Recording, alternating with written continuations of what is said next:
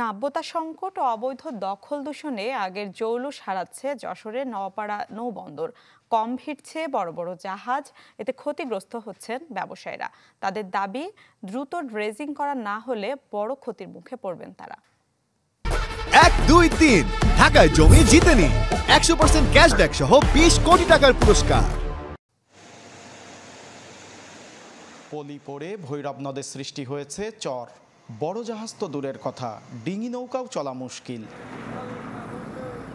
নাব্যতা সংকট সহ নানা কারণে প্রায়ই চরে কার্গো আটকে তৈরি হচ্ছে দুর্ভোগ। ভিড়তে পারছে না পণ্যবাহী লাইটার জাহাজও। এতে চরম ভোগান্তিতে যশোরের নোয়াপাড়া নৌবন্দরের ব্যবসায়ীরা। পলি জমে আমাদের জাহাজ ভিড়তে পারতেছে না, মাল আমরা আনলোড করতে পারতেছি না। জাহাজগুলো আমরা সুন্দরভাবে প্লেস করতে পারি না, সঠিক ডিউ টাইমে আমরা খালাস করতে পারি না। জাহাজ যখন আমরা ঘাটে প্লেস করি তখন মানে তলা ফাটে যাওয়ার সম্ভাবনা বেশি থাকে। 2-1 বছর পরে আপনার কোনো জাহাজই এখানে আসবে না। বিআইডব্লিউটি এর দাবি, ভৈরব নদকে আগের চেহারায় ফেরাতে নানা উদ্যোগ নিচ্ছেন তারা। ভৈরব নদীতে এখন অস্বাভাবিকভাবে পলি পড়ছে। আমরা এই পলি অপসারণের জন্য কিন্তু আমাদের 3টি ড্রেজার, বর্তমানে 3টি ড্রেজার এবং 2টি এক্সকাভেটর অব্যাহতভাবে ড্রেজিং কাজ করে চলেছে। 2007 সালে শুরু হয়েছিল নোয়াপাড়া নদীবন্দরের কার্যক্রম।